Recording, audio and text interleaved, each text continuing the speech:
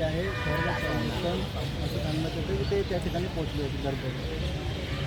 माझं असं म्हणणं आहे, ज्या व्यक्तींनी फर्स्ट इन्फॉर्मेशन दिलेली आहे आणि आणि भगत नावाचे जे आहेत, संदीप भगत म्हणून जे आहेत, त्यांचे पॉलिटिकल ॲम्बिशन्स आहेत, ते बजरंग दलचे आहेत. त्यांना स्वतःचं नाव वर करायचं आहे म्हणून ह्या गोष्टी चाललेल्या आहेत. त्यांचा हिंदू धर्माशी काही संबंध नाही आहे. हिंदू धर्माची लाज वाटेल अशी कामं ते दोघे करतात. त्यांना विचारलं की तुम्ही हिंदू धर्म हा स्वतः एक वैयक्तिक आहे, देव हा प्रकार वैयक्तिक आहे, प्रत्येकाने आपला देव शोधावा. आणि त्यांना जर विचारलं मी की हिंदू धर्माचे आहात तर तुम्ही स्वतः हिंदूसाठी काय करताय, का तुम्ही उपवास प्रार्थना करताय, तुम्ही परमेश्वराची पूजा करताय, ते काय करत नाही.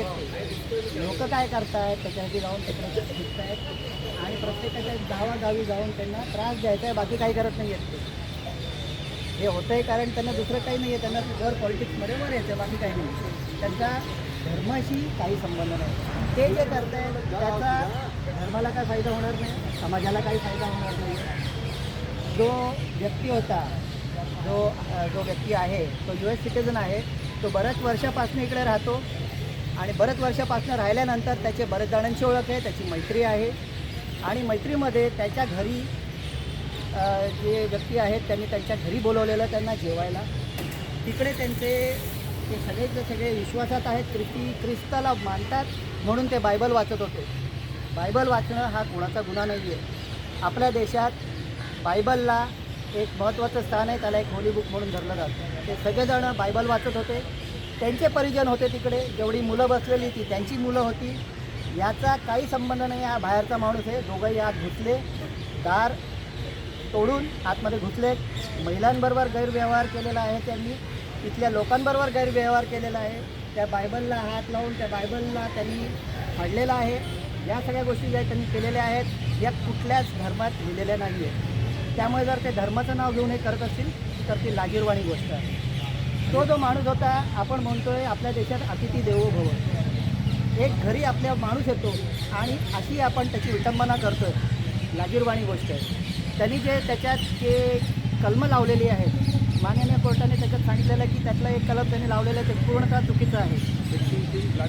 सेक्शन 3 ब्लॅक मॅजिक ॲक्टचा लावलेला आहे आणि तो पूर्ण चुकीचा आहे असं त्यांनी सांगितलेलं आहे. आणि म्हणून आज त्यांना ज्युडिशियल कस्टडी दिलेली आहे. आता आम्ही बेलसाठी अप्लाय करतो आहे. दुःखाची बातमी ही आहे की प्रत्येकजण आपल्या सोशल मीडियावर हे रॅकेट आहे, हे ते करून ते त्याचं बदनामी करत आहेत. जेवढी बदनामी माणसावर बदनामी करायला 2 मिनटं लागतात. त्याने जे जपलेलं असतं सर्वात, त्याचं स्वतःचं स्वाभिमान जपलेला असतो, तो 2 मिनटात संपून जातो. आणि आपल्या भारतात आपल्या कॉन्स्टिट्यूशनने आम्हाला अधिकार दिलेला आहे, प्रत्येकाला अधिकार दिलेला आहे की मी काय करावं, मी कुठल्या देवाचा मी प्रार्थना करू हे मी ठरवणार.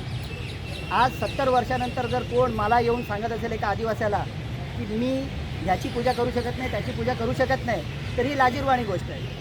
भारताचं संविधान मला पूर्ण अधिकार देतं की मी बायबल वाचू शकतो किंवा कुठलाही धर्मग्रंथ वाचू शकतो. यासाठी संदीप भगत आणि इतर यांची काही गरज नाही मला सांगायची की आम्ही काय वाचलं पाहिजे काय नाही वाचलं पाहिजे. मला त्यांना विनंती आहे की स्वतःचं आयुष्य बघा, परमेश्वराकडे जा आणि स्वतः शोधा मार्ग. माझ्या मागे लागून तुम्हाला परमेश्वर मिळणार नाही आहे. आणि मेल्यानंतर जेव्हा परमेश्वरासमोर उभे राहाल ना, तेव्हा प्रत्येकाला स्वतःचं द्यायचं आहे की तुम्ही काय केलं म्हणून. तुम्ही जाऊन उद्या बजरंग दलचा मी मेंबर आहे म्हणून उभं राहिलात ना, तर परमेश्वर उभं नाही करणार तुम्हाला. तुमची कर्म काय आहेत ती बघणार. आणि ही जर तुमची कर्म असतील तर तुम्ही कुठेच नाही. हे खाली एक जागा आहे, त्याला नरक म्हणतात, तर तिकडेच तुमची कायमची तिकडे तुम्ही जाल असं मला वाटतं. तर तुम्ही आत्तापासून काळजी घ्या. सर्वात महत्त्वाचा एक प्रश्न अजून, टुरिस्ट विजावरती ते आले होते आणि जरा मोठ्याने टुरिस्ट विजावरती आले होते तर त्यांनी बिझनेस कसं आहे ना की बिझनेस विजावरती आलेला आणि त्यांचा बिझनेसच चालू आहे. आता प्रश्न फक्त की तो अमेरिकन आहे आणि ख्रिश्चन आहे म्हणून त्याला गुंतवण्यासाठी प्रयत्न करण्यात आला. याचा या केसशी काही संबंध नाही आहे. एका फॅमिलीने त्यांना इन्व्हाइट केलं होतं आणि इन्व्हाइट केल्यानंतर एक प्रोग्राम असल्यामुळे तिथे गेले. तर त्यांचा जो बिझनेस आहे, जेव्हा बिझनेस विजावरती आलेले त्यासाठीच त्यांचं काम चालू आहे. त्यांचा या केसशी काही संबंध नाही. फक्त प्रश्न असा आहे की मी अमेरिकन आहे. आता प्रश्न कधी असाही होतो की डोनाल्ड ट्रम्पचा तर राग तर नाही काढत आहे असाही प्रश्न येतो. पण तसं मुळामध्ये त्याचा काही संबंध नाही आहे. तो फक्त एक अमेरिकन नागरिक आहे आणि ख्रिश्चन असल्यामुळे, फक्त ख्रिश्चन असल्यामुळे तर धर्मप्रसाराचा हा त्याच्यावरती आरोप करण्यात आला. बजरंग दलाच्या लोकांनी आरोप लावलेला आहे की त्यांच्याकडे जी डायरी सापडली आहे, त्या डायरीमध्ये अनेक गावांचं नाव आहे आणि तेथील एक नेटवर्क तयार केलेलं आहे. बरं मला एक सांगा, जो ज्याने पण तुम्ही जे अख्खी नावं लिहिलेली आहेत त्यातलं कोण पुढे येऊन का नाही सांगत की मला त्रास झाला? हा कोण आला सांगणारा? हा नाही काय ठेका घेतलाय का सगळ्यांचा? म्हणजे त्याची लायकी काय आहे? त्या माणसाची लायकी काय? त्याला कोणी अधिकार दिले माझ्या घरात यायचा? अख्खी लिस्ट असेल, त्या अख्खी लिस्टमधल्या लोकांची, त्या मुलं जी आहेत त्यांचे आईवडील का नाही येतात समोर? याचाच अर्थ असा आहे की ते जे कोण आलेले आहेत ते मित्रमैत्रिणी आहेत, म्हणजे त्यांच्या ते नातेवाईक आहेत, सगळेजण परिजन आहेत ते. हा आला कोण सांगणारा? जर ह्याला बोलवलं असतं आणि सांगितलं असतं की बाबा तू धर्म स्वीकार कर किंवा काही कर, तर त्याची मर्जी आहे, त्याला सांगू दे नको. त्यांनी हे पण आरोप लावला की ब्रेन वॉश केलेला आहे. म्हणजे तो ठरवणार का ब्रेन वॉश कोण कोणाचं करतोय ते? म्हणजे ते कोण आहेत? सायकोलॉजिस्ट आहेत? कोण आहेत ते? धर्मप्रसाराशी संबंधित असे अनेक आरोप केले जातात, पण त्याला एक जोड पुरावा असला पाहिजे की काय तुमच्याकडे पुरावा आहे की तुम्ही त्याचा ब्रेन वॉश करत आहे. हा व्यक्ती जो आरोप करणारा आहे किंवा कंप्लेनंट आहे ते थर्ड पर्सन आहे, त्या गावातही नाही. ज्यांचं ब्रेन वॉश करण्यात येत आहे त्यांनी पुढे यावं, याचा काही संबंधच नाही आहे.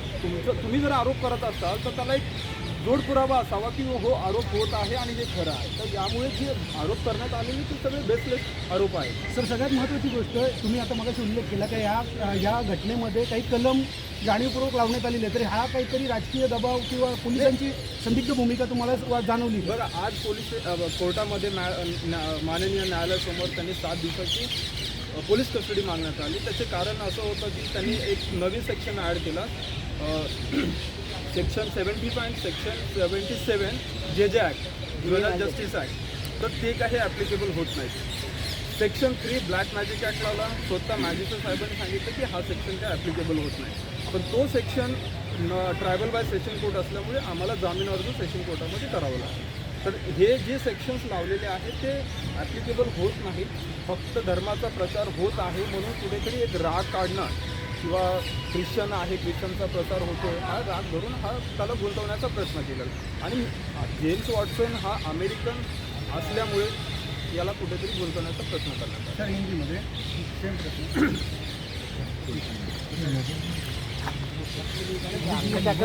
हिंदीमध्ये आलं मला हाँ, ये पूरा क्या मामला है जिसमें एक अमेरिकन व्यक्ति को गिरफ्तार किया गया है? पूरा मामला क्या है? जेम्स वॉटसन ये अमेरिकन है और क्रिश्चियन है.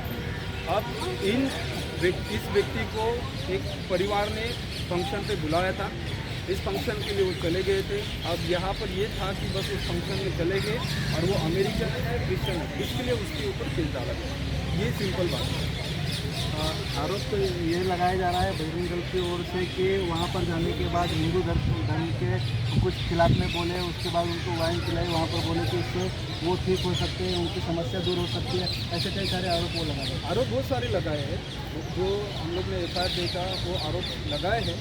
मैं यही कहूँगा कि आरोप जब लगाया जाता है तो सच है या नहीं है उसको देखना जरूरी है. आप अगर देखा जाएगा तो जो आरोप लगाए वो बेसलेस एलिगेशंस है, उसमें कोई भी मतलब फैक्ट नहीं है, सच्चाई नहीं है. बस उन्हें बताना है कि हिंदू धर्म के खिलाफ कुछ चल रहा है और एक क्रिश्चियन धर्म का प्रचार हो रहा है. ये उनका जो दर्द है वही है, लेकिन यहाँ पर ऐसी कुछ बातें हुई नहीं.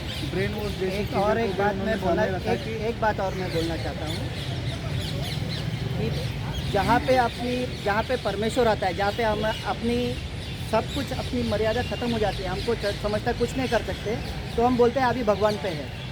तो कहीं ना कहीं हर एक जन भगवान पे विश्वास करता है कि वो हमें बचाएगा. चमत्कार जो है वो हर एक जन सोचता है कि परमेश्वर से कि चमत्कार कर, इसीलिए परमेश्वर है. हिंदू धर्म में भी है, सब हर एक धर्म में है. सवाल ये है कि वो जो आदमी है वो क्या कह रहा है.